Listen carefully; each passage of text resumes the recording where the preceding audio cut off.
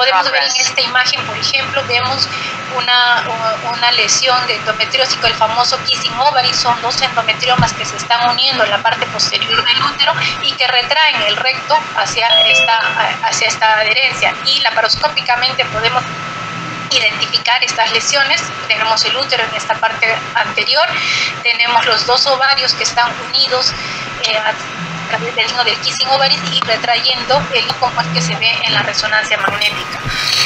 Aquí también podemos ver una diferencia entre una ecografía y una resonancia magnética. En ambos se puede ver las lesiones del endometrioma en la ecografía, y en la resonancia magnética el signo del kissing ovary, que se están los dos ovarios pegando, y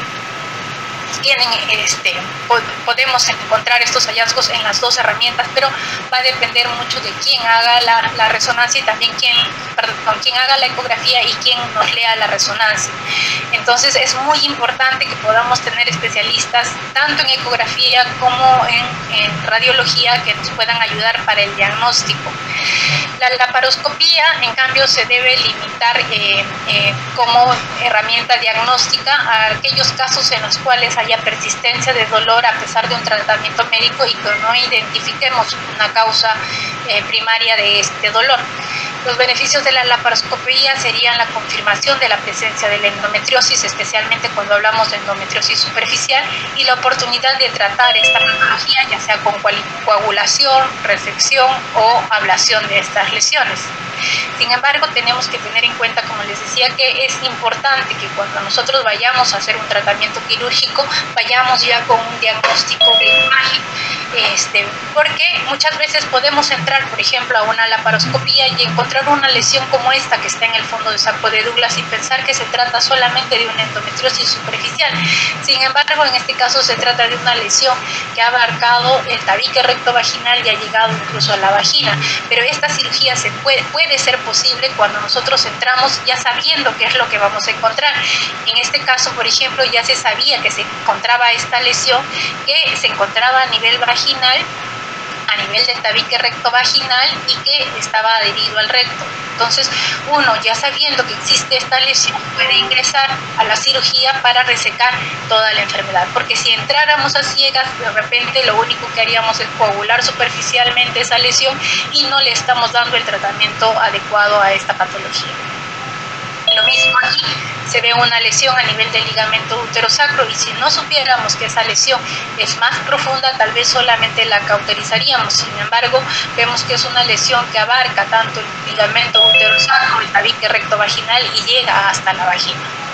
Entonces, para ingresar a hacer una cirugía de endometriosis es importante que tengamos un diagnóstico previo, principalmente de imágenes, que puede ser por la ecografía o por la resonancia magnética.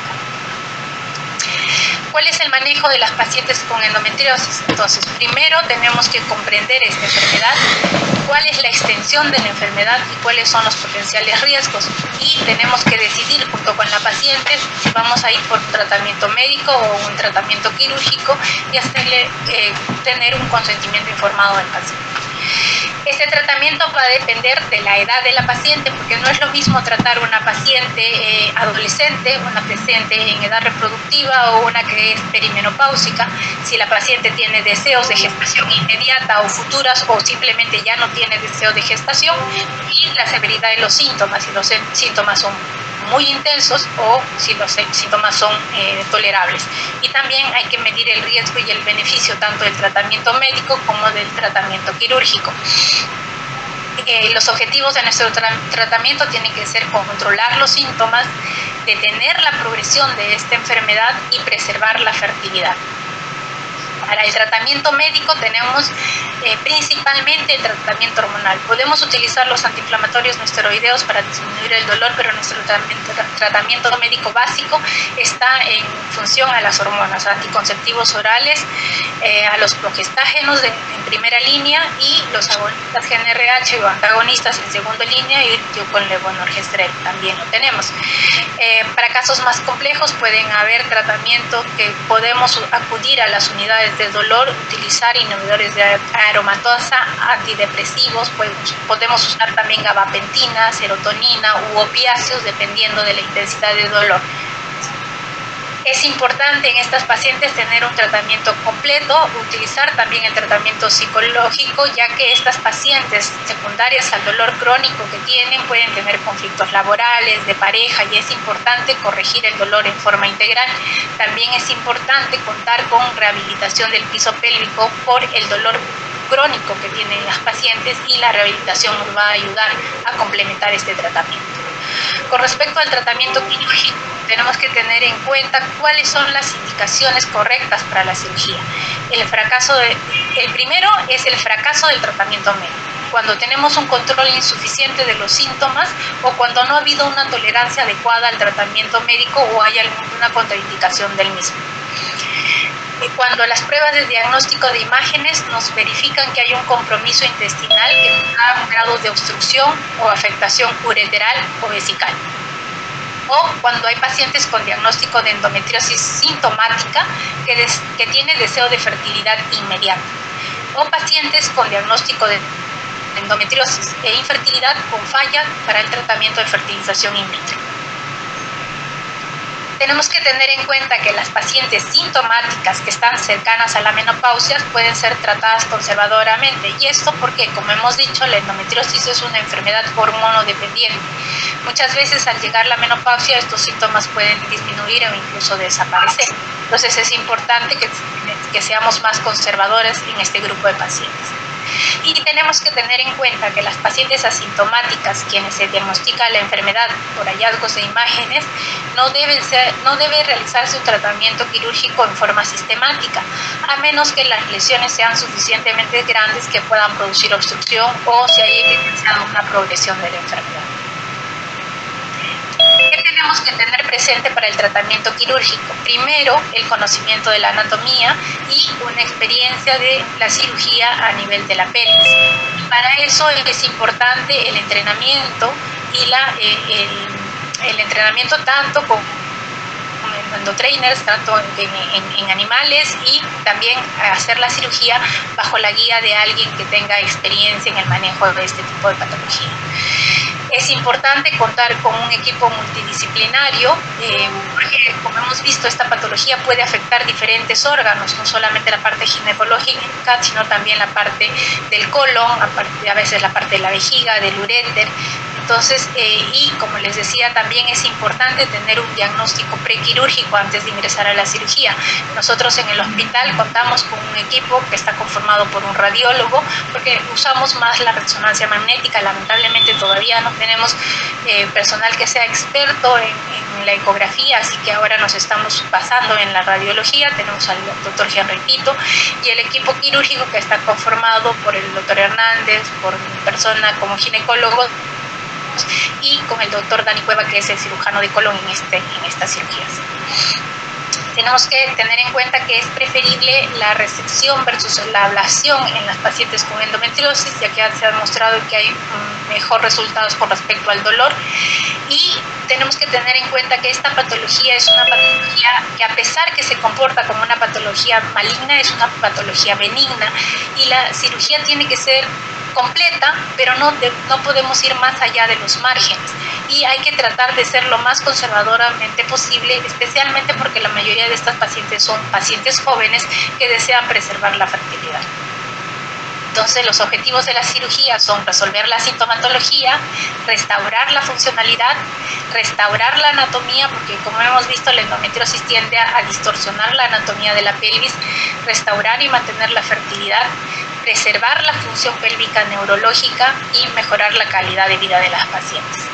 Vamos a hablar sobre el tratamiento quirúrgico de cada uno de los fenotipos de la endometriosis. Primero vamos a hablar de la endometriosis superficial. El tratamiento, primero, la endometriosis superficial a veces es difícil de diagnosticar porque, como hemos visto, las imágenes muy pocas veces las diagnostican y las sospechamos principalmente por los síntomas del dolor. Si el tratamiento médico no mejora el dolor, entonces tenemos que ir a una laparoscopía, y si encontramos lesiones de endometriosis peritoneal, tenemos que resecarlas. Aquí les presento un video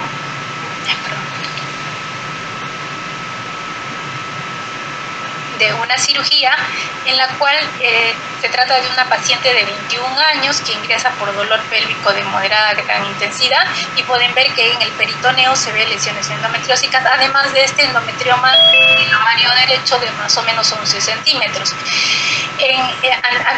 Antiguamente lo que nosotros hacíamos era resecar el endometrioma y se acababa el tratamiento de la endometriosis. Ahora, en cambio, tenemos que resecar toda la enfermedad, y lo que hacemos es un procedimiento sistémico. Fijamos los ovarios hacia la pared para que nos permitan tener la parte posterior del peritoneo libre. Identificamos dónde están las lesiones, vemos que el intestino está libre, el tabique rectovaginal solamente el peritoneo, y el trabajo consiste en retirar lo máximo que podamos del peritoneo que está afectado por la enfermedad. Este peritoneo está aquí en la fosa ovárica y a nivel del parametrio, donde están los uréteres, el nervio y los grandes vasos. Entonces tenemos que hacer una disección completa que nos permita preservar estos órganos sin lesionarlos, pero que al mismo tiempo podamos retirar la mayor cantidad de lesión que está comprometiendo el peritoneo. Aquí podemos ver en el lado derecho el uréter, que ya está completamente disecado. Estamos aquí en la fosa pararectal y identificando el nervio hipogástrico. Estamos yendo hacia la parte más superior, donde está el ovario, la fosa ovárica, para sacar también ese peritoneo que está infiltrado por la enfermedad, por la endometriosis. Pueden ver aquí cómo el peritoneo se engruesa y hay estas lesiones salteado de pólvora que tenemos que extraer para que de esta manera disminuye el dolor. Como les decía, antiguamente lo que decíamos era simplemente retirar el endometrioma y dejábamos el resto de la enfermedad, o máximo coagulábamos, pero la recurrencia del dolor y de la enfermedad en estas pacientes era muy alta. Entonces lo que se ha visto es que tenemos que tratar de sacar lo máximo de enfermedad posible en un solo procedimiento quirúrgico. Estamos viendo aquí hacia el lado del parametrio del lado izquierdo que también hay compromiso del peritoneo, especialmente en la fosa ovárica, y de igual manera que en el lado derecho se hace la disección para reconocer el uréter y los grandes vasos y el nervio, y poder liberar el peritoneo para extraerlo completamente. Ya estamos a nivel del retrocervix en esta zona, para poder sacar también el peritoneo que está afectado a nivel del retrocervix. Estamos utilizando en este caso el bisturí armónico, que nos ayuda a hacer una disección y también una coagulación, y nos ayuda a avanzar un poco más rápido con la resección de la lesión. Estas lesiones que estamos sacando aquí, que abarcan tanto el peritoneo de la región laterales y de la región cervical central, se conocen como lesiones de pájaro. Aquí no es una mariposa clásica, pero se trata de sacar las alas y el centro del cuerpo. Y luego, se continúa con la cirugía para sacar el endometrioma del lado derecho, y ya finalmente se lava, y nosotros en esta ocasión hemos dejado un antiadherente para disminuir el riesgo de adherencias. En el caso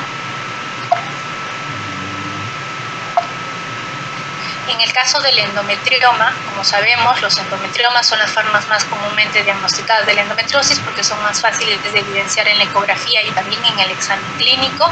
Se presenta entre 17 y 44% de las mujeres con endometriosis. Es fácil de diagnosticar tanto por la ecografía como en el examen físico, y en las pacientes que tenemos la preocupación de la fertilidad futura es importante medir la reserva ovárica, tanto con el conteo folicular de folículos centrales como en el dosaje de la hormona antimülleriana. El manejo del endometrioma es un reto para el ginecólogo, ya que la presencia del endometrioma per se nos va a originar una disminución de la reserva ovárica por un proceso de inflamación que produce este endometrioma en el ovario y un proceso de fibrosis. Disminuye el conteo folicular o la cantidad de folículos que se encuentran en el ovario por este proceso de fibrosis que también se presenta. Pero la exéresis del endometrioma también significa una disminución de la reserva ovárica, ya que cuando sacamos un endometrioma, como podemos ver en este esquema, al momento de extirparla también sacamos tejido normal que contiene folículos centrales, y el lecho que nos queda del ovario, al ser coagulado, también nos puede disminuir la cantidad fertilidad o la reserva ovárica. Entonces, el tratamiento de un endometrioma es un reto para el ginecólogo y es importante considerar las características de la paciente como la edad, la reserva ovárica, el deseo de fertilidad, la historia, si ha tenido tratamiento quirúrgico o médico anteriormente. Estas guías de fertilidad española indican que las indicaciones para resecar un endometrioma sería un mal control de los síntomas con un tratamiento médico, cuando hay endometriomas con riesgo de ruptura o complicación durante el embarazo, cuando hay endometriomas atípicos de crecimiento rápido o sospechoso de malignidad, o cuando hay estos endometriomas que puedan dificultar la punción folicular para una fertilización in vitro. Dentro de las técnicas quirúrgicas, la más conocida, la quistectomía, que es el reconocimiento del plano de clivaje del endometrioma. Generalmente lo que hacemos es aspirar el contenido del endometrioma en primer lugar, y una vez que se abre el quiste, tenemos que reconocer cuál es el plano de clivaje para poder extraer el endometrioma lo más fácilmente posible, evitando producir o desgarrar, como hemos visto, el tejido folicular sano. Una vez que hemos encontrado el plano de clivaje, podemos jalar con maniobras de tracción y contratracción para poder liberar este endometrioma. Hay algunas veces que se puede utilizar una técnica combinada, que quiere decir extraer este endometrioma, como estamos viendo ahí. Cuando se encuentra el plano de clivaje es un poco más sencillo, podemos separar el endometrioma del tejido ovárico sano. Y como les decía, esta técnica combinada consiste en sacar el endometrioma hasta la zona del ilio. En la zona del ilio ya no se reseca, no se extrae el tumor, sino se coagula para disminuir el sangrado, que es más prominente cuando se saca el endometrioma a nivel del ilio. Otra cosa que es importante es que si hacemos la resección de este endometrioma, tenemos que tener cuidado en la coagulación, porque muchas veces coagulamos excesivamente el tejido ovárico y eso es lo que nos disminuye más la reserva ovárica. Otra cosa que tenemos que tener en cuenta con respecto a los endometriomas es que cuando estos están relacionados con dolor pélvico, como ya lo describió Chambrón desde el 2010 más o menos, es que el endometrioma puede estar asociado con endometriosis profunda en casi un 40% de los casos. Entonces, que se conoce como la presencia del endometrioma como la punta del iceberg. Es decir, cada vez que encontremos una paciente con endometrioma, especialmente si es un endometrioma bilateral y tiene dolor pélvico, tenemos que sospechar que esa paciente puede tener endometriosis profunda y debemos investigar su presencia antes de ir a un tratamiento quirúrgico. Con respecto al tratamiento quirúrgico de la endometriosis profunda, que como habíamos dicho es la forma más severa de presentación de la endometriosis, porque puede presentar esto que nosotros conocemos como pelvis congelada, donde las masas intestinales, la vejiga, el uréter forman todo su magma, es la forma más difícil de tratar. Y como sabemos, la endometriosis profunda es aquella que infiltra el peritoneo en más de 5 milímetros, se puede presentar con nódulos que envuelven el espacio rectovaginal, retrocervical, parametrial, puede infiltrar uréter, vejiga, nervios pélvicos, asas intestinales. Estas lesiones pueden ser únicas o pueden ser múltiples dependiendo de las zonas que afectan y se presentan de acuerdo también a las lesiones en las que afectan con síntomas como dismenorrea, dispareunia, disquexia si es que está involucrado el recto, sangrado rectal o suboclusión intestinal. El tratamiento quirúrgico de la endometriosis profunda generalmente es la resección. En el caso de la endometriosis intestinal, que es la forma más frecuente, es la resección de las lesiones a través de diferentes técnicas, como puede ser el shaving, que es cuando las lesiones son más superficiales, la resección discoide, la resección segmentaria, y lo mismo cuando se presenta en los diferentes órganos.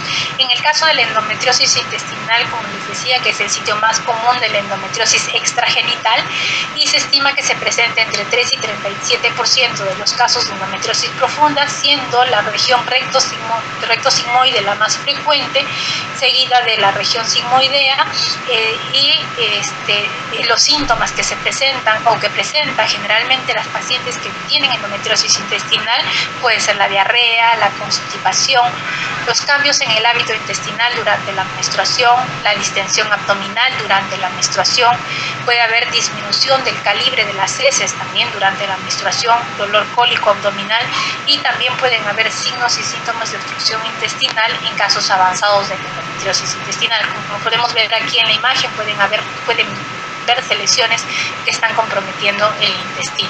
Y la técnica quirúrgica, como les describí, pueden ser el shaving, cuando las lesiones son superficiales, es decir, que se extienden hasta la muscular externa; la resección discoide, cuando puede ser un nódulo único de más de 3 centímetros, pero con una profundidad que llega hasta la muscular interna; mientras que la resección segmentaria puede ser también una lesión única, pero ya de más grande, de más de 3 centímetros, con una profundidad que llega a la muscular interna; o cuando hay nódulos múltiples que están cercanos entre sí, lo que nos va a permitir resecar un segmento del intestino. En Malsoni, que es la clínica en la que estuve haciendo el Fellowship, ellos tienen unos criterios para hacer el tratamiento quirúrgico de la endometriosis intestinal, y para ello tienen en consideración la longitud de la lesión, como hemos visto, y la profundidad. Cuando los nódulos son más de 3 centímetros, pero en una profundidad de más de 7 milímetros, van a una resección segmental. Si la lesión es de más de 3 centímetros, pero con una profundidad de menos de 7 milímetros, se puede considerar el shaving, es decir, el raspado superficial. Si el nódulo es de menos de 3 centímetros, pero con una profundidad de más de 7 milímetros, se considera la resección discoide. Y cuando es de menos de 7 milímetros, se puede considerar también el shaving, que es la resección superficial. Aquí les presento el caso de una paciente de 35 años que viene con una sintomatología de dismenorrea de 7 en 10, dispareunia de 4 en 10, y que en la resonancia magnética se mostraba endometrioma bilateral, un endometrioma de 5 centímetros y el otro de 7.7 centímetros, una lesión a nivel del intestino, como pueden ver aquí en la resonancia magnética, de 3 centímetros por 8 milímetros, y un nódulo retrocervical también de 2 centímetros. Aquí el video de la lesión, pueden ver, es una pelvis congelada, como las que hemos descrito en la endometriosis profunda. El útero, que está aplastado prácticamente por los endometriomas bilaterales, el endometrioma izquierdo el más grande. Como les decía, no tenemos una cirugía sistemática. Lo que hacemos primero es desinflar los endometriomas, aspirar el contenido, luego liberar los ovarios, y una vez que están libres, tratar de fijarlos a la pared. Esto nos va a dar un campo para ver la parte retrouterina y retrocervical, para tratar de liberar las adherencias. Una vez que hemos hecho esto y tenemos mejor campo, abrimos el retroperitoneo y identificamos las estructuras nobles, como el uréter. Estamos viendo aquí en el lado derecho. Generalmente, cuando hay una patología tan intensa como estas estructuras se encuentran medializadas, jaladas hacia el centro. Aquí podemos ver el uréter como está tirada o traccionada hacia el centro, hacia el ligamento útero-sacro del lado derecho. Y aquí ya estamos llegando hacia la parte posterior del intestino, estamos liberando toda la parte posterior como pueden ver, el uréter está muy medializado, entonces tratar de despegar todo, reconociendo las estructuras importantes antes de resecar la enfermedad. Aquí el intestino está adherido al endometrioma del lado izquierdo, entonces tenemos que liberar ese endometrioma y reconocer, como les dije, el uréter. Aquí también el uréter está jalado y traccionado hacia el endometrioma, y tiene una fibrosis bastante intensa. En este lado decidimos utilizar tijeras para no quemar o no lesionar el uréter con el calor, y de esta manera separar. Ven que estaba primero adherido al ovario y luego está ya también, como en el lado derecho, medializado hacia la lesión, que esta es la lesión del retrocervix. Entonces aquí tenemos que reconocer el uréter para poder lateralizarlo, y generalmente la enfermedad está más central. En este caso, en la parte de la lesión retrocervical, es grande, y vemos que aquí el recto está adherido hacia la parte del retrocervix. Entonces tenemos que separar este recto, identificando el tabique recto vaginal, para poder separar estos órganos nobles y evitar lesionarlos en el momento que resequemos la enfermedad. En esta paciente, como les dije, sabemos que tiene una lesión intestinal que mide de 3 centímetros, de 3 centímetros por 8 milímetros, y hemos decidido hacerle una resección intestinal. Entonces estamos liberando lo más que se puede el intestino del útero. Aquí ven la vagina, y la parte del retrocervix donde está toda esta lesión endometriósica o adenomiótica, ¿no? Entonces estamos terminando de separar el tabique rectovaginal para reconocer la parte del intestino, que es la que vamos a resecar. Avanzar un poquito aquí para ver cuando ya se identifica completamente el intestino que se va a resecar. Aquí estamos liberando las adherencias del intestino, y vean por aquí se ha metido ya el grapador lineal para poder de la parte sana resecar el intestino. Y aquí, acá en la parte superior están viendo que está la lesión. Esa lesión es la que vamos a recortar. Antes de abrir, verificamos que el uréter esté intacto. Vemos aquí el nervio hipogástrico del lado derecho. Separamos, este es el ligamento útero-sacro del lado derecho, que también tiene fibrosis y que también se va a resecar en este momento de la cirugía. Estamos resecando el ligamento útero-sacro derecho hasta llegar a lo que es el retrocervix para sacar la fibrosis. Vean, aquí está el muñón del recto que se ha recortado, y aquí se está sacando toda esta lesión retrocervical. Vean cómo se ve este tejido indurado, fibrótico, que tiene que salir en esta cirugía. No se puede quedar, porque si no la paciente persiste con el dolor, persiste con toda la sintomatología. Entonces todo este tejido fibrótico que es ocasionado por la endometriosis tiene que ser resecado. Vean que aquí ya se resecó. Aquí estamos liberando el tejido del recto para poder sacar completamente la lesión del intestino. Aquí se hace el corte para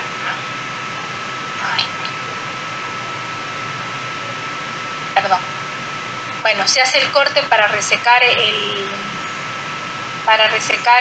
la parte del intestino que está infiltrada con la lesión, y luego, una vez que se ha resecado la lesión de la parte proximal, se hace la anastomosis del intestino término terminal para que vuelva a restaurar la funcionalidad. Vean todo este tejido, que es lo que se ha retirado de la parte posterior del útero y del parametrio. Aquí se hace la unión de los dos segmentos del intestino, y lo que hacemos posteriormente es verificar que no haya fuga con una prueba neumática. Estamos sacando a través del orificio de la pared toda la lesión. La prueba neumática nos ayuda a determinar que no hay fuga y que esa anastomosis que se ha hecho sea exacta y no haya riesgo de complicación en esta paciente.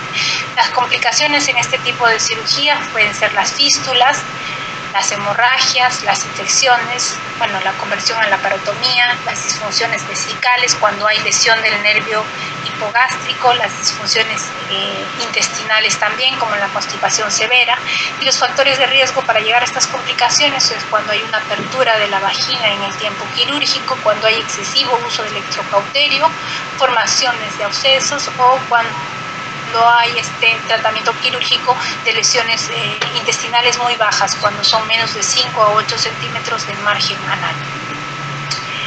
En el postquirúrgico es importante manejar las complicaciones postoperatorias inmediatas, pero también aprender o saber manejar las complicaciones postoperatorias tardías, que como hemos visto pueden ser bastante grandes, y hay que contar con el apoyo de otras especialidades como terapia del dolor, psicología, nutrición, medicina física y rehabilitación, como hemos visto, para el manejo completo de estas pacientes.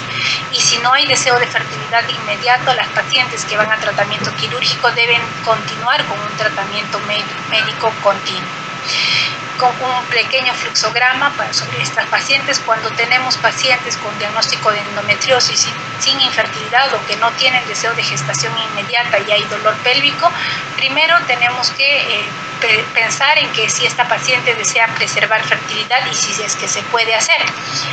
Si es que no vamos de frente a un tratamiento médico, que generalmente es un tratamiento médico a largo plazo y que puede estar en primera línea con los anticonceptivos orales combinados, con los progestágenos, o también, dependiendo de la sintomatología, podemos utilizar el tratamiento en segunda línea con los agonistas de GnRH.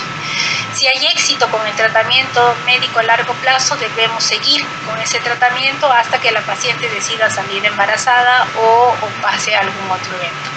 Si hay falla del tratamiento médico, entonces tenemos que plantear el tratamiento quirúrgico, y en este momento, si es que la paciente, antes de ir al tratamiento quirúrgico, si es que la paciente tiene una enfermedad de endometrioma, tenemos también que considerar la conservación de la fertilidad. Después del tratamiento quirúrgico, como hemos dicho, es importante que continuemos con un tratamiento médico postquirúrgico. O sea, no se puede abandonar a la paciente después del tratamiento quirúrgico, tiene que tener un tratamiento médico y un seguimiento. Si es que hay recurrencia de la enfermedad después de la cirugía, tenemos que confirmar si realmente es una recurrencia, y en primer lugar, si es que la paciente no tiene mucho dolor o puede manejarse con el tratamiento médico, es mejor elegir el tratamiento médico antes que una cirugía repetida. Bueno, como conclusiones, el diagnóstico de la endometriosis debe ser no quirúrgico. O sea, tenemos que entrar a una cirugía con un diagnóstico previo, principalmente de imágenes, que puede ser de ecografía o resonancia magnética. El dolor pélvico crónico que se origina desde la infancia e impide una función normal de las mujeres nos debe hacer sospechar de la presencia de endometriosis. Se debe iniciar tratamiento médico aún sin confirmación histológica en pacientes que no desean gestación. Hay que evitar las cirugías innecesarias y repetidas, y este tratamiento quirúrgico tiene que ser lo más completo posible en la primera vez. Hay la posibilidad de realizar tratamiento de reproducción asistida sin tratamiento quirúrgico inicial, es un ítem que es importante y que tenemos que tener en cuenta. Y es importante el conocimiento de la anatomía y la técnica quirúrgica laparoscópica para hacer el manejo quirúrgico de esta patología. Bueno, muchísimas gracias. Disculpen por todos los inconvenientes que ha habido en la exposición. Espero que haya quedado claro y que haya incentivado un granito de curiosidad sobre esta patología que es tan interesante. Muchas gracias. Muchas gracias, doctora Esperanza, por su brillante ponencia. Vamos a dar lectura a una pregunta que ha planteado el doctor Alexander, ¿no?, en la cual menciona que si se recomienda la neurectomía presacra para el manejo del dolor por endometriosis, y en qué caso se podría realizar histerectomía con o sin anexectomía como tratamiento quirúrgico. Bueno, la neurectomía presacra es un tratamiento quirúrgico que en realidad ya no se usa actualmente, porque, como hemos visto, las lesiones del nervio hipogástrico, de las ramas del nervio hipogástrico, nos pueden causar muchas alteraciones, especialmente en el vaciado vesical, puede producir constipación intestinal, disminución de la función sexual de la mujer. Entonces, ya no se utiliza. Más bien, ahora lo que está en boga es retirar lo máximo de las lesiones endometriósicas, tratando de preservar la función nerviosa. Y con respecto a la histerectomía con salpingoforectomía bilateral, sí se puede realizar en las pacientes que tienen endometriosis, pero que ya están en la etapa perimenopáusica tal vez, principalmente si vamos a sacar los ovarios, ¿no? En pacientes jóvenes es ideal ser lo más conservadores posibles, incluso conservar los ovarios si es que hay endometriomas, tratar de sacar los endometriomas y conservar el tejido ovárico sano, pero lo importante es intentar retirar toda la enfermedad en un solo procedimiento quirúrgico. Bien, doctora, muchísimas gracias por su respuesta. Ahora vamos a dar paso al doctor Alfredo Celis, ¿no?, quien nos va a ilustrar con el tema de endometriosis en la adolescencia. ¿Tratamiento médico o quirúrgico? ¿Cuándo debería ser, no?, el uno o el otro? El doctor Alfredo Celis es médico asistente de la Clínica Angloamericana, profesor asociado de la Universidad Mayor de San Marcos, expresidente de la Sociedad Peruana de Ginecobstetricia, expresidente de la Sociedad Peruana de Fertilidad, expresidente del Comité de Cirugía Mínimamente Invasiva de la Federación Latinoamericana de Sociedades de Ginecobstetricia, maestro latinoamericano de la FLASOC, ex miembro de la Junta Ejecutiva de la Federación Internacional de Ginecobstetricia, expresidente del Comité de Ética del Colegio Médico del Perú y ex vicedecano del Colegio Médico del Perú. Buenas noches, doctor Celis. Muy buenas noches con todos, gracias por la invitación. En primer lugar, felicitar a Esperanza por la brillante presentación que acaba de hacer, lo cual a mí me enorgullece sobremanera por cuanto ha sido mi residente en el hospital Rebagliati y hemos coincidido en muchas acciones en la formación de la endometriosis, lo cual es una pasión tanto para mí como para ella, por lo cual me place mucho ver los logros que está logrando en el manejo quirúrgico de esta patología, que es todo un reto para los médicos ginecobstetras. Vamos a ver.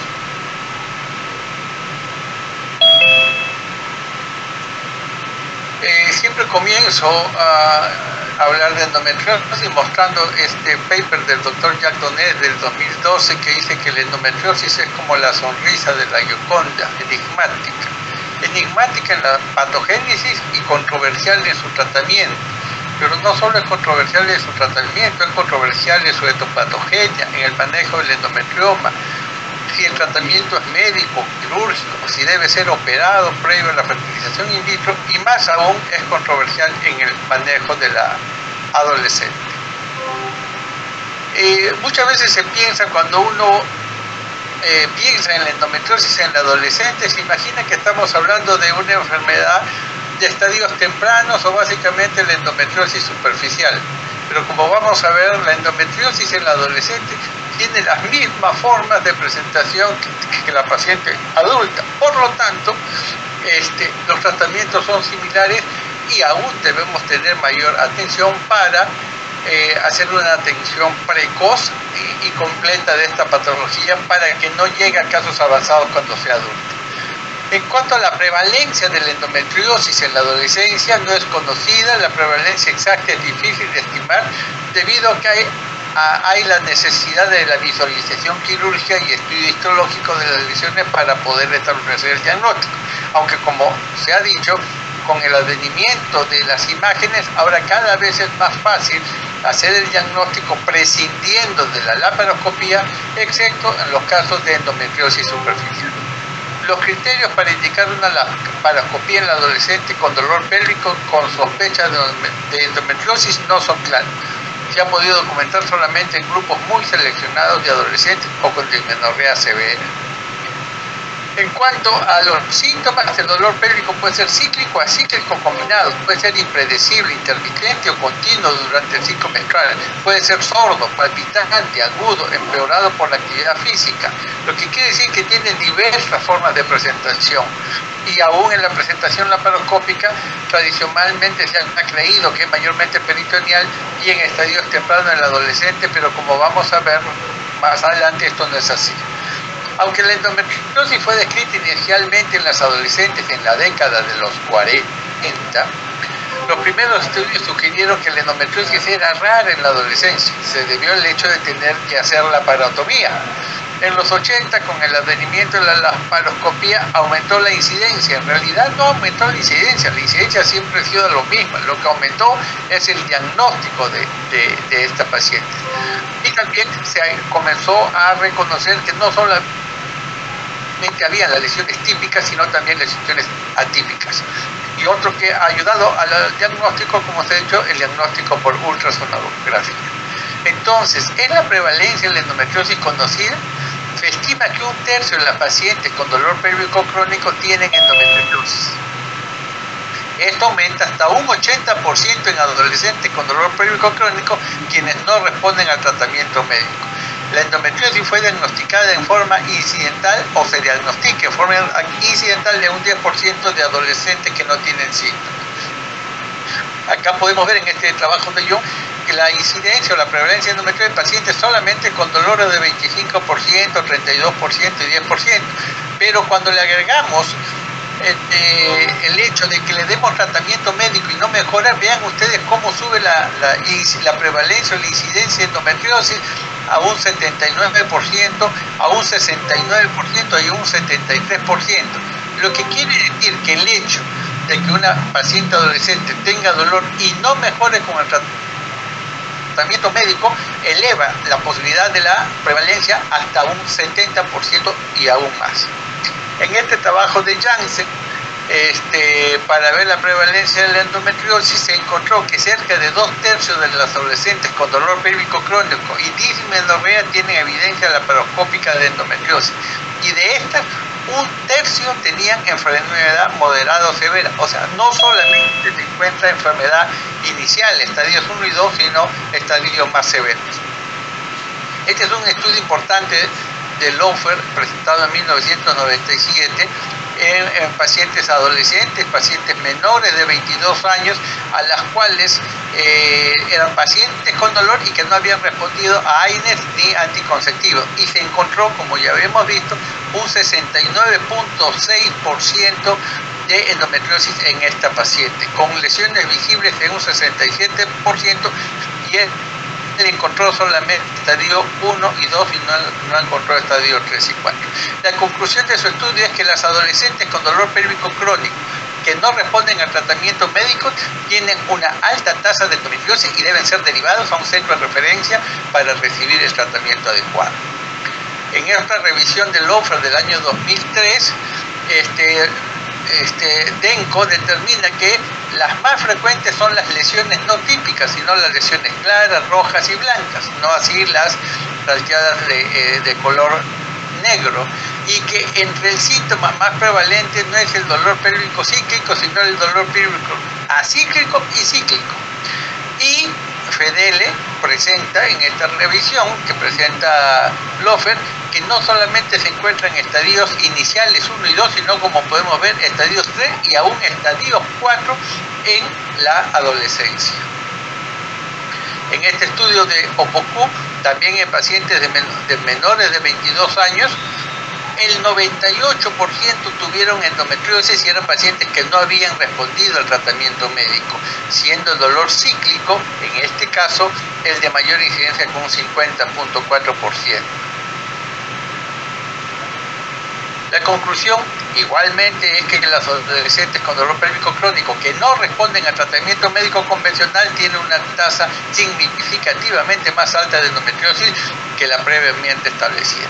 En este trabajo de la doctora Sedun vemos que las lesiones más frecuentes no son, pues, como la adulta, lesiones oscuras, negras, salteado de pólvora, sino defectos peritoneales o lesiones hemorrágicas rojas, lesiones atípicas blancas, y también podemos encontrar estigmas en los ovarios y también lesiones de endometriosis profunda.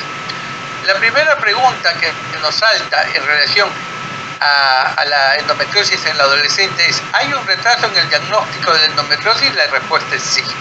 Hay diversas expresiones de esto.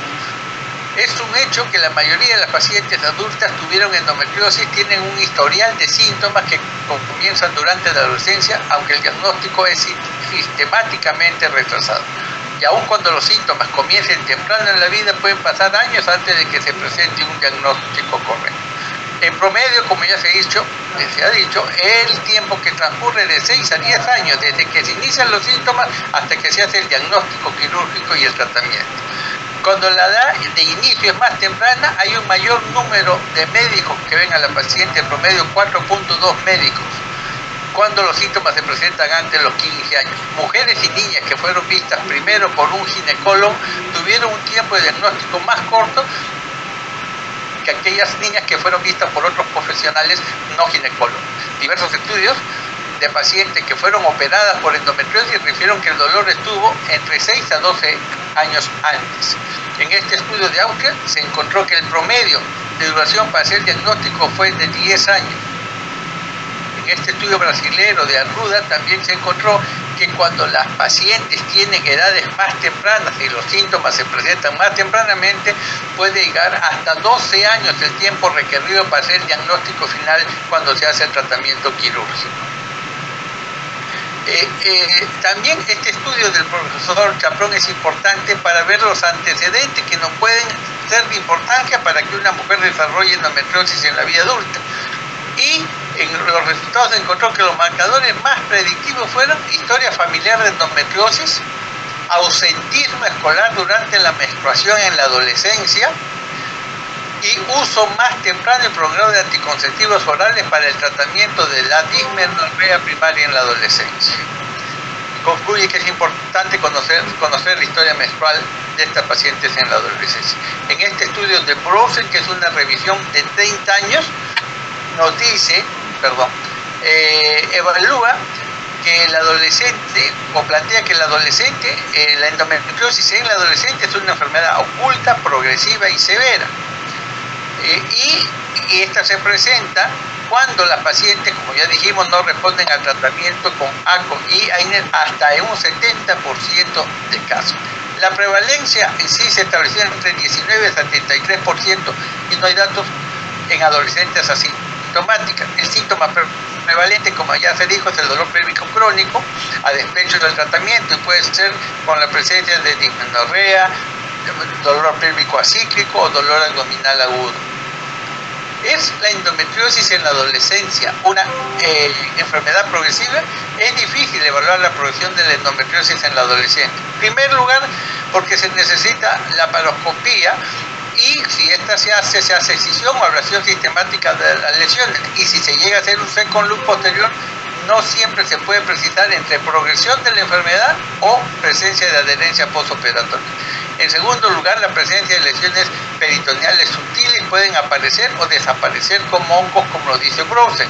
Y tercero, que implica una nueva laparoscopía, que es considerada una técnica invasiva, lo cual limita a ver la progresión de la enfermedad. Unger en el 2010 demostró la progresión de la enfermedad con incremento de los implantes en 3 pacientes a quienes cauterizaron todas las lesiones pero que no cumplieron con el tratamiento médico. ¿Es esta una enfermedad severa? Se asocia a la presencia de anomalías mullerianas, las cuales constituyen uno de los mayores factores asociados a la severidad de la endometriosis. Hay un mayor riesgo cuando hay inicio temprano de endometriosis asociada a anomalías mullerianas. Se confirmaron que en presencia de anomalía del tracto genital, el inicio de endometriosis ocurrió más tempranamente y más cuando estas se asocian a anomalías mullerianas obstructivas del tracto útero-vaginal. Y importante en este estudio de Browsen es que el principal hallazgo es la alta incidencia de endometriosis severa, como se puede ver en estadios 3 y 4 en los reportes más recientes, mientras que los más antiguos mostraban estadios más tempranos. Entonces podemos ir concluyendo que la endometriosis en la adolescencia no es una enfermedad solamente de estadios iniciales, sino que puede tener formas más severas de presentación. Y para esto existen diversos factores que pueden jugar un rol en la progresión de la enfermedad, siendo uno de los más importantes el retardo en el diagnóstico, porque la enfermedad no aparece de manera severa, aparece de una manera inicial y le damos el tiempo suficiente para que desarrolle a formas más avanzadas de la enfermedad por esta demora en el diagnóstico. Afortunadamente el diagnóstico por imágenes ha progresado mucho y esto es sumamente importante, sobre todo en el diagnóstico de endometriosis en las adolescentes. Hay 2 métodos principales, como son ultrasonido y la resonancia magnética. El mejor método es la ecografía transvaginal, pero esta tiene sus limitaciones porque en la adolescente, pues muchas de ellas no han tenido relación y no las podemos hacer. La ecografía pélvica no nos ayuda y es operador dependiente. Por lo tanto, en la paciente adolescente la resonancia magnética, cobra una vital importancia. ¿Es la cirugía beneficiosa para reducir la progresión de la enfermedad?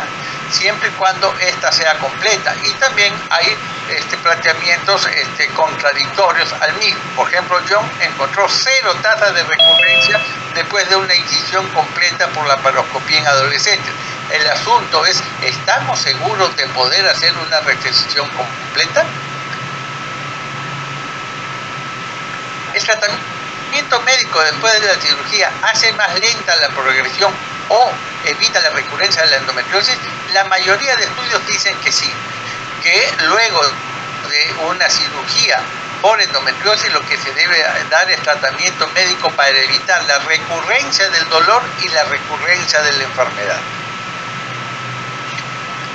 Y acá les presento este algoritmo del manejo de pacientes con dolor pélvico crónico, adolescentes, que no tienen endometrioma, sino que tienen dolor pélvico, y entonces para hacer diagnóstico se basan en la historia, en el examen clínico, considerar las imágenes y, importante también, un diario del dolor. Y el primer nivel de tratamiento, como ya dijimos, es la terapia hormonal con anticonceptivo cíclico o los antiinflamatorios no esteroides.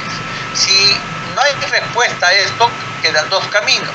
Si la paciente es mayor de 18 años, se puede intentar dar agonista de GnRH empíricamente o pasar a una laparoscopía para comprobar el diagnóstico, hacer biopsia, hacer la resección, la ablación o la resección láser de endometriosis.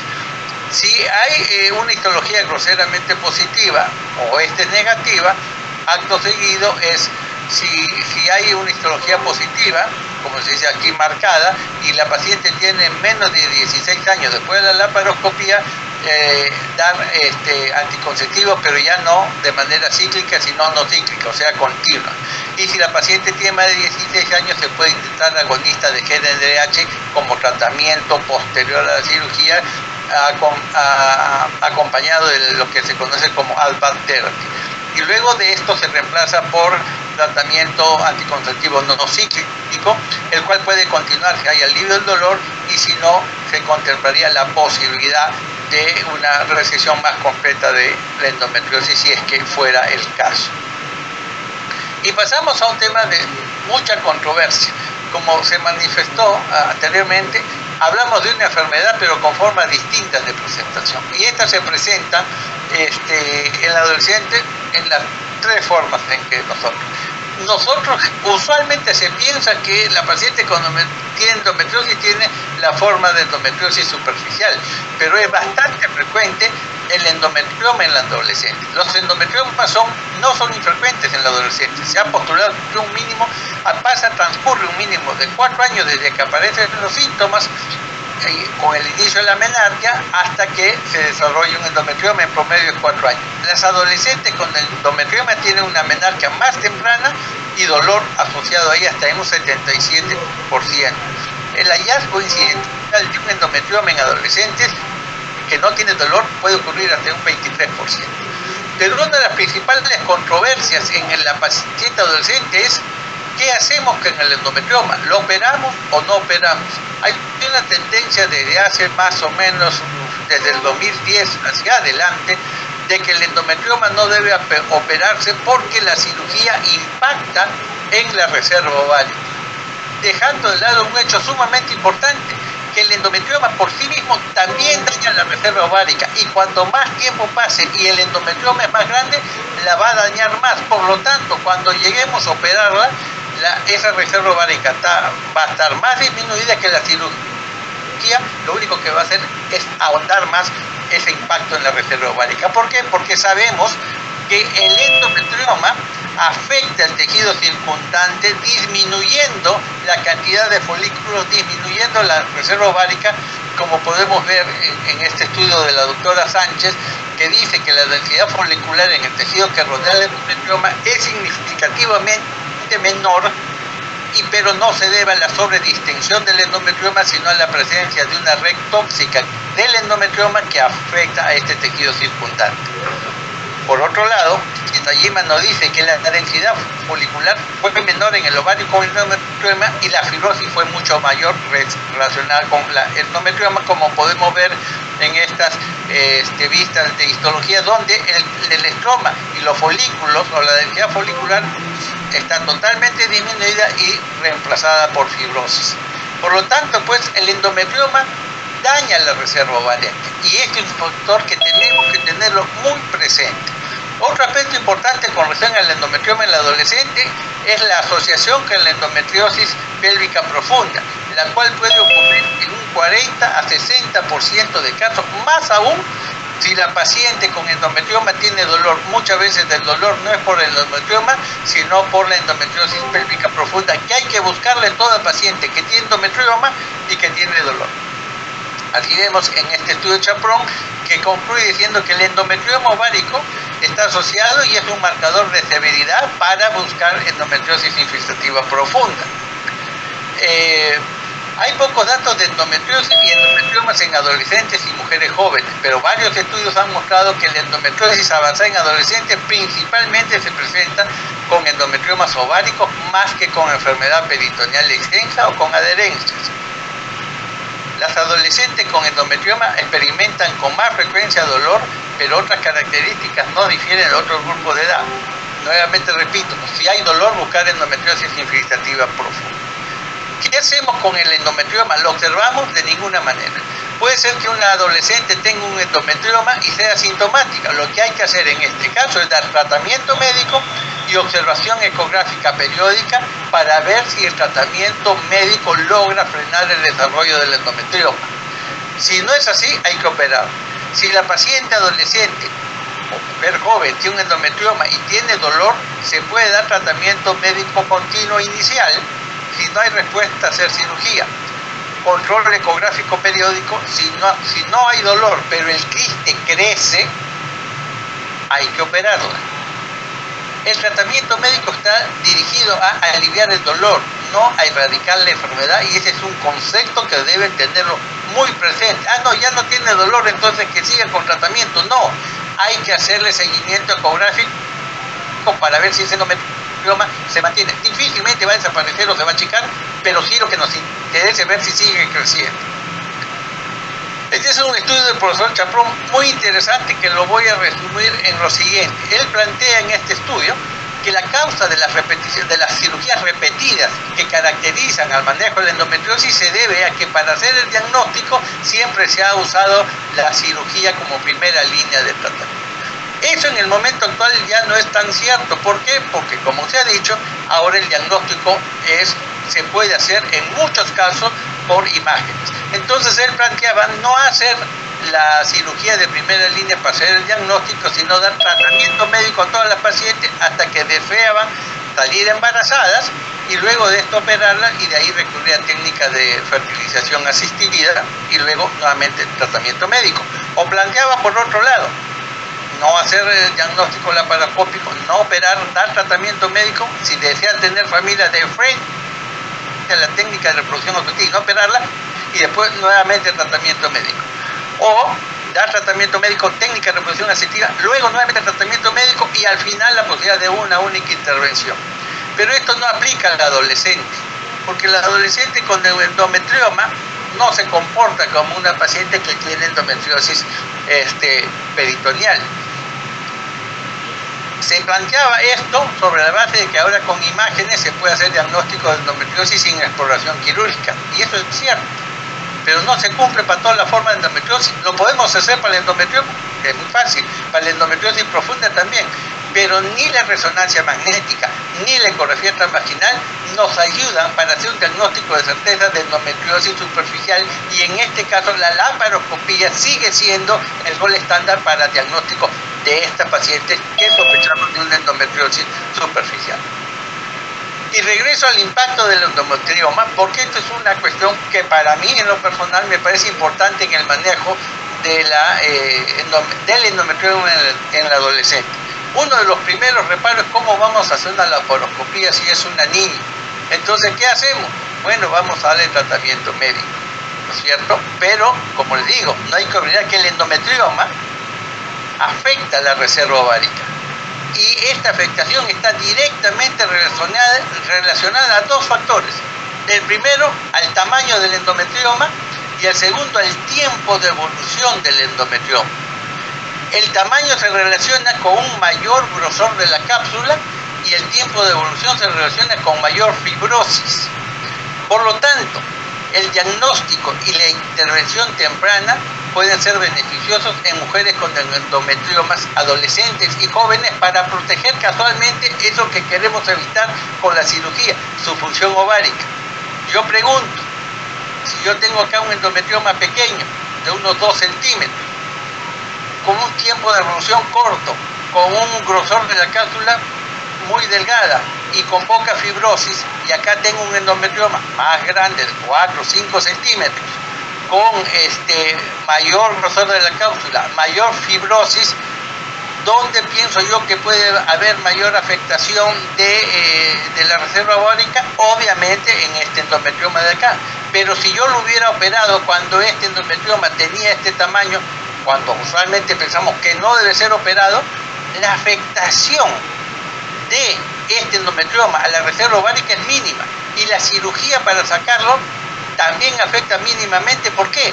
Porque la cápsula es muy delgada y no hay fibrosis, y el endometrioma va a salir fácilmente, pero no va a ocurrir lo mismo cuando tenemos endometriomas más grandes. Lo que pasa es que muchas veces es difícil hacer un diagnóstico temprano en las adolescentes, y si lo vemos de este tamaño, decimos, no, hay que darle tratamiento médico y hay que observarlo. Mi opinión es totalmente contraria a eso, que deberíamos sacar estos endometriomas lo más pequeño posible para producir menor impacto en la reserva ovárica, y luego de eso dar el tratamiento médico continuo y no al revés. Muy bien, acá le presentamos, ya para ir terminando, este estudio de Tang, que dice que acerca de investigar la relación entre el tamaño del endometrioma y la magnitud del daño ovárico. Conclusión: la magnitud del daño ovárico después de la extirpación laparoscópica del endometrioma podrá estar relacionado con el tamaño del quiste. El daño de los ovarios es más grave cuando se extirpa un endometrioma mayor de 4 centímetros. ¿Esto qué nos está diciendo? Que deberíamos operarlo en tamaños menores a él. Y esto mismo dice Horace Roman cuando concluye en este estudio, que dice: la quistectomía conduce a una extracción significativa del tejido ovárico, se entiende sano, cuando el grosor aumenta proporcionalmente con el diámetro del quiste. Mientras más grande el quiste, mayor grosor, mayor fibrosis y mayor daño, no solo por el quiste, sino por la cirugía.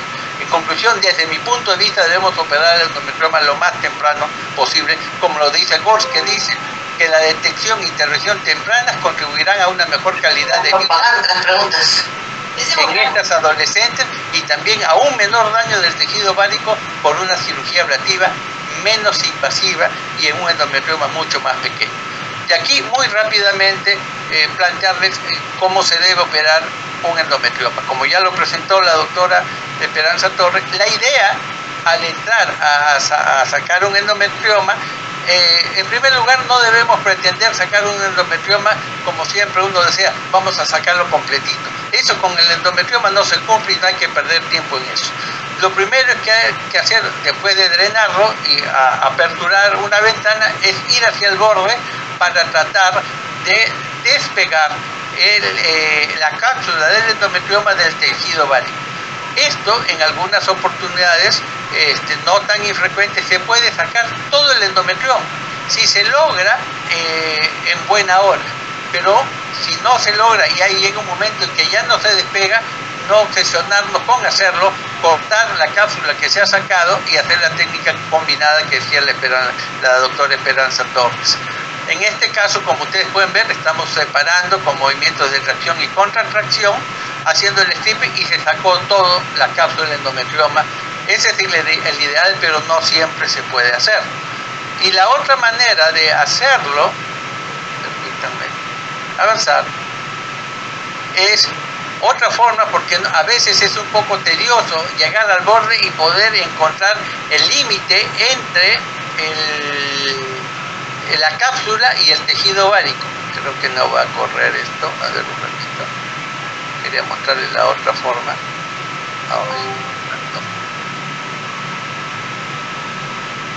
Ya, ahí está corriendo. Un ratito. Ahí está. Esta es una paciente con miomatosis, endometriosis profunda, que solamente quiero llegar a la parte. Acá está todo lo que se hace a nivel del fondo de saco de Douglas para eliminar la endometriosis profunda, pero llegamos acá al 10.26. Acá, en vez de ir al borde, uno va a la parte central del endometrioma, lo agarra con una pinza que pueda traccionar y se hace un corte en el centro del endometrioma. Y ahí vemos que se abren 2 hojas. Y esta es una manera también bastante fácil de comenzar a sacar el endometrioma y no por el borde. Entonces cada una de estas 2 hojas se van despegando independientemente a un lado y luego al otro lado y terminamos de sacar el endometrioma. Entonces esto lo quería presentar. Una forma es la forma clásica de ir hacia el borde y esta es otra forma de ir hacia el centro del endometrioma, hacer un corte y luego de eso comenzar a despegar a ambos lados. Igualmente podemos ver en el lado contrario lo mismo, pero para ir avanzando lo voy a pasar. Y ya para concluir, debemos decir que la prevalencia en adolescentes no está totalmente establecida. Antes se relacionaba con el gold estándar, que es la laparoscopía. Esto se sigue manteniendo para la endometriosis superficial. Actualmente hay otros medios diagnósticos, como dijimos. El retraso promedio en hacer el diagnóstico es en 9 años y está en nosotros acortar, los ginecólogos me refiero, acortar este periodo en toda adolescente que tenga dolor, sobre todo si no mejora con aires y anticonceptivos. El endometrioma está considerado como marcador de endometriosis infiltrativa profunda. El manejo inicial más frecuente es el tratamiento médico con AINES y con ACO, incluso con agonista de GnRH, pero atentos que no solamente el alivio de dolor es lo que importa, sino hacer el seguimiento ecográfico. Como dije, el tratamiento médico disminuye el síntoma, más no la enfermedad. En las pacientes que no responden al tratamiento médico, pensar que en un 70% hay endometriosis. La endometriosis se encuentra en el adolescente en todos los estadios y es por esto importante hacer un diagnóstico temprano para hacer un tratamiento quirúrgico oportuno. El tratamiento quirúrgico del endometrioma debe ser lo más temprano posible, contrariamente a lo que se ha venido siempre diciendo que no debe ser así. Finalidad, el tratamiento es aliviar el dolor, detener la progresión de la enfermedad y preservar el futuro reproductivo de estas pacientes.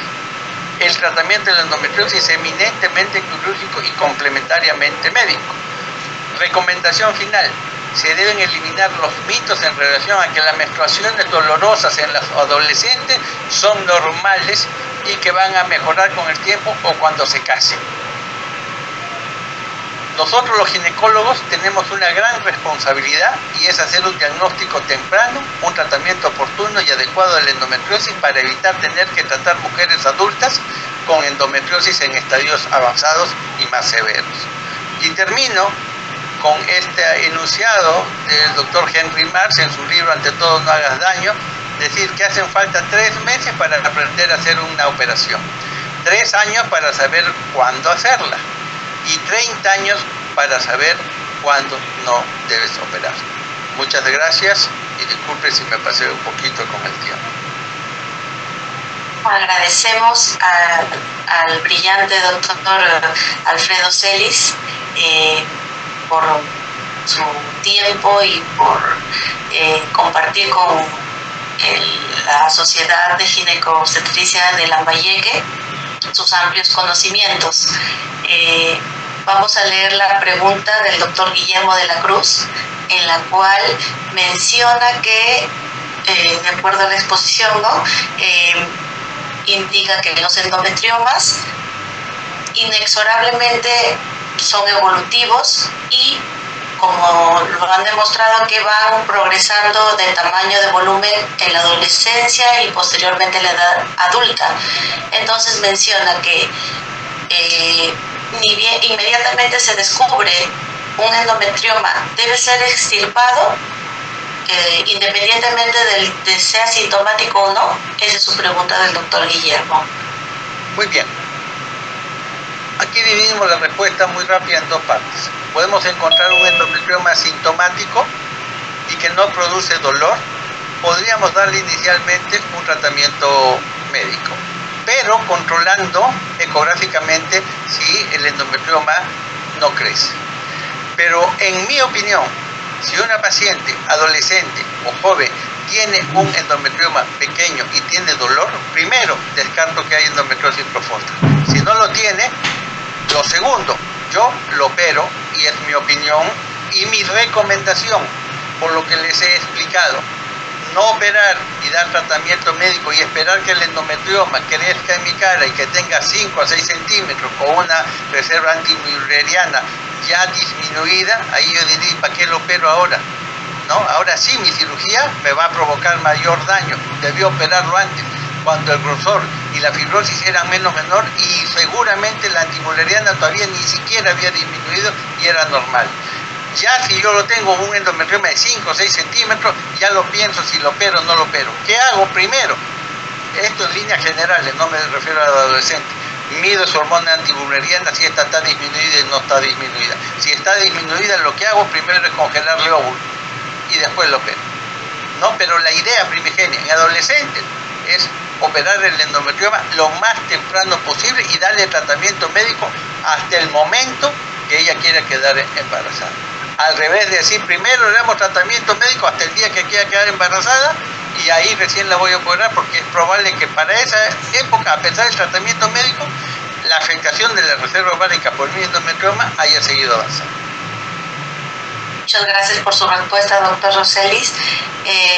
Otra inquietud es de parte del doctor Santiago Yatas, que menciona cuál sería su opinión de la esclerosis del endometrioma con alcohol, mediante punción guiado por ecografía.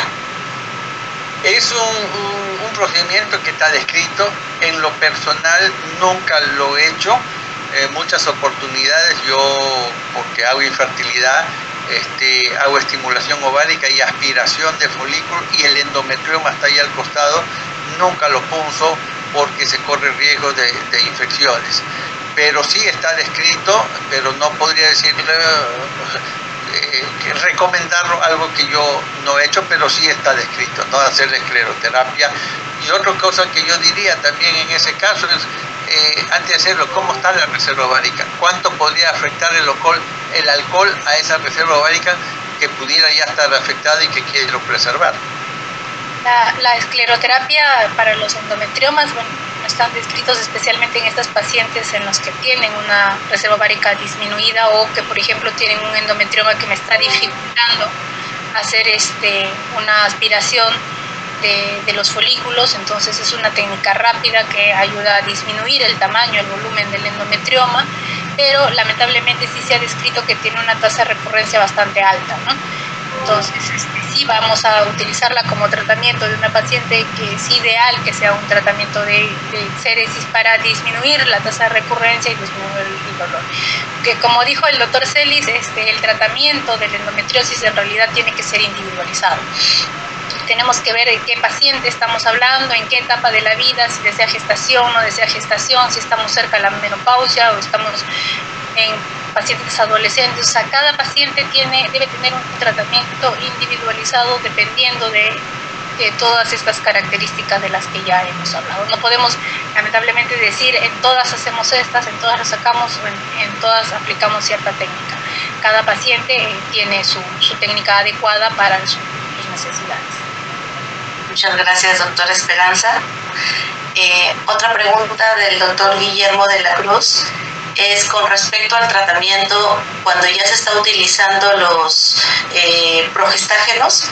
Refiere que cuál sería en orden de prioridad, dienogés o la dihidrogesterona. ¿Cuál sería, dice, de preferencia utilizarlo como progestágeno? ¿Después de una cirugía o para iniciar un tratamiento médico? Después de que ya ha utilizado los AINES, los anticonceptivos orales, ya está él utilizando progestágenos. Ya. Independientemente de la cirugía, yo con lo que más tengo experiencia y la evidencia científica también es, creo yo, mayor es con dienogés, ¿no? Que incluso hay estudios, o sea, su utilización de manera continua hasta por 5 años continuos, ¿no? Solamente ahí agregar algo, sea que utilice un progestágeno o sea que utilice un anticonceptivo, en el tratamiento médico de la endometriosis no debemos utilizarlo de manera cíclica, sino de manera continua. La idea es que la mujer no menstrue. Entonces ahí vamos a tener un mejor efecto, ya sea del anticonceptivo o del progestágeno. Utilizarlo de manera continua. Con respecto a esto del tratamiento médico, es importante también tener en cuenta cómo tolera la paciente, ¿no? Hay muchas veces que comenzamos con un progestaje, ¿no?, en una paciente, y los efectos adversos que presentan son muy intensos. Por ejemplo, hay muchas pacientes que comenzamos con progestágenos y comienzan con sputting o sienten mucha sensación de retención de líquidos y tienen miedo a continuar con el tratamiento. Entonces, en estas pacientes podemos tal vez cambiar a un anticonceptivo combinado que no tiene tantos estos síntomas y que pueden hacerlo más tolerable. Entonces, eso también con respecto al tratamiento médico, felizmente ahora tenemos una amplia gama de combinaciones de anticonceptivos que podemos ir probando en las pacientes cuál le cae mejor. Pero lo importante es que tengan un tratamiento médico. Tenemos que recordar que la endometriosis es una enfermedad crónica, como la hipertensión, como la diabetes, e igual que estas enfermedades requieren un tratamiento continuo y una vigilancia también continua. Entonces, no podemos dejar a estas pacientes sin tratamiento, y por eso es importante buscar cuál combinación o cuál tratamiento le cae mejor a la paciente para que no tenga que suspenderlo o dejarlo de usar. Una alternativa válida también para esto, cuando los progestágenos, los anticonceptivos no caen bien, es la posibilidad de utilizar un DIU medicado, una Mirena, ¿no?, que en muchos casos hace que no menstruen, que no les duela y que también ayude básicamente al control de los síntomas. Muy bien. Pero ojo ahí, que en el caso del endometrioma es independiente, no se utiliza, o sea, voy a darle, al igual que yo doy un progestágeno, un anticonceptivo para tratamiento médico del endometrioma, no aplica esto para el dispositivo intrauterino. Doctor Celis, el doctor Santiago Yatas pregunta acerca de que si hay alguna propuesta nacional para estandarizar los manejos de endometriosis y hacer centros referenciales, tanto en E-Salud como el MINSA. Eso es lo que quiere saber, cómo está actual su manejo a nivel. Yo desearía que Esperanza conteste esto y después yo replique lo que yo pienso. Ella es muy entusiasta, yo soy muy escéptico porque ya tengo más años que ella y ya estoy acostumbrado a lo que pasa cuando se hacen proyectos de ley que incluso se aprueban, que es lo que ella va a decir, pero ¿en qué se traduce eso en la práctica? Bueno, cuenta la experiencia. Bueno, en realidad lo que dice el doctor Celis es bastante cierto, ¿no? Actualmente en el Perú ya se aprobó una ley, la ley de la atención de las pacientes con endometriosis. Es una ley que está en realidad en inicios y se está buscando hacerla para la aplicación de la ley, especialmente en centros de primer y de segundo nivel, para el diagnóstico y el tratamiento inicial de la endometriosis. Sin embargo, como dice el doctor Celis, muchas veces la ley es como letra muerta y es difícil avanzar, pero como dice también el doctor Celis, yo soy bastante entusiasta y creo que la propuesta de esta ley y que exista esta ley hace que de alguna manera tengamos como un respaldo. Les cuento, en el Hospital Rebagliati, donde yo trabajo, estamos intentando crear la unidad de atención de las pacientes con endometriosis hace ya muchos años, porque nuestra idea es que estas pacientes tienen que tener un tratamiento integral.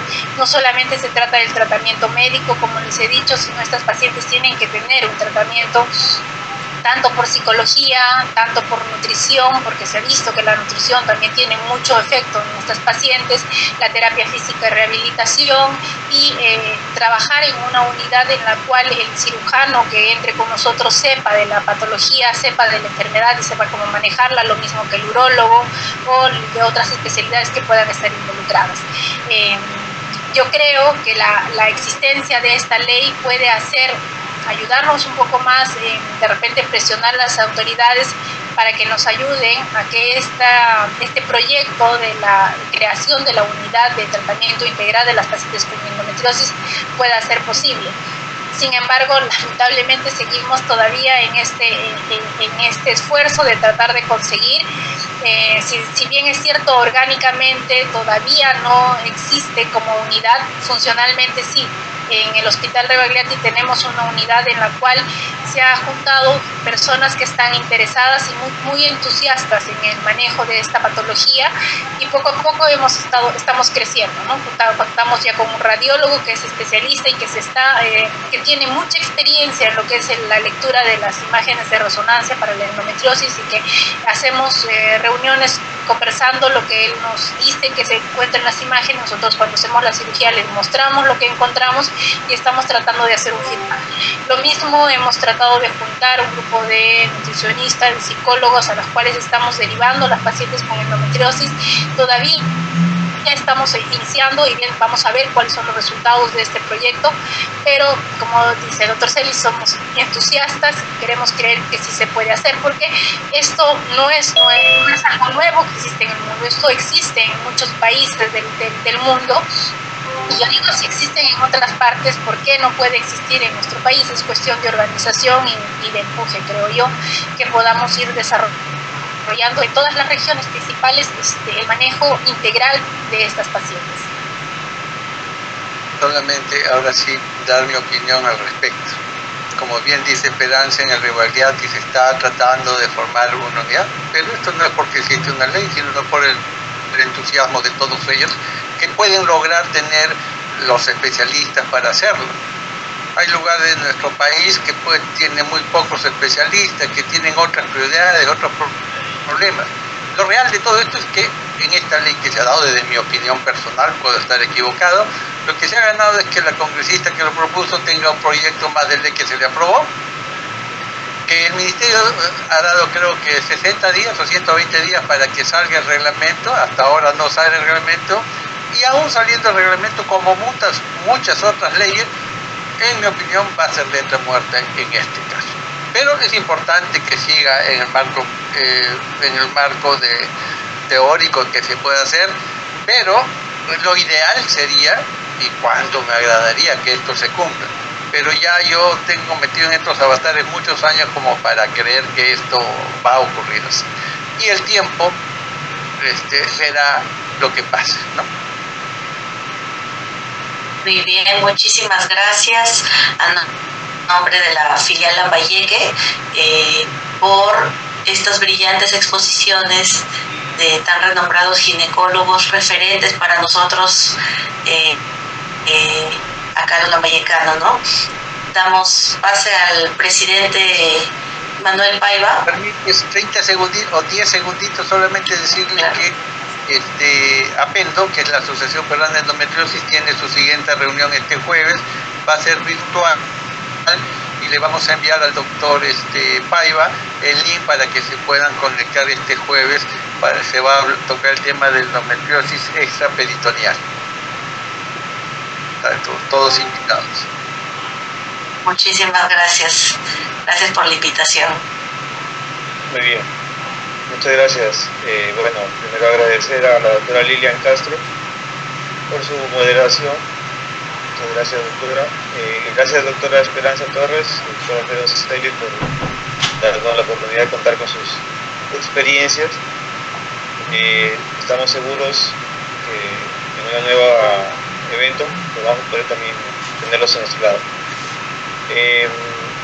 Quiero aprovechar los minutos para hacer una invitación nuevamente extensiva a todos aquellos ginecólogos que no son miembros de nuestra sociedad, sea en cualquier parte de la región, ya sea filial Lambayeque, Lima, Piura, Cajamarca en general, para que se unan. La sociedad es algo que está creciendo.